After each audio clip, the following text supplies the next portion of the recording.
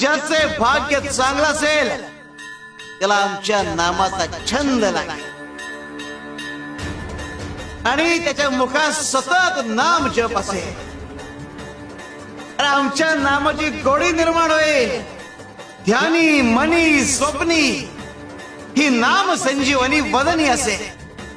त्याला निरंतर सुखाची प्राप्ती होईल.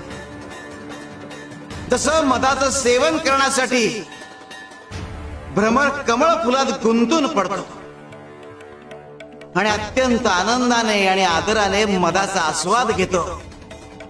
आमच्या भक्ताचे मन आमच्या नामाचे ध्यान लागून उच्च पातळीवर स्थिर होते.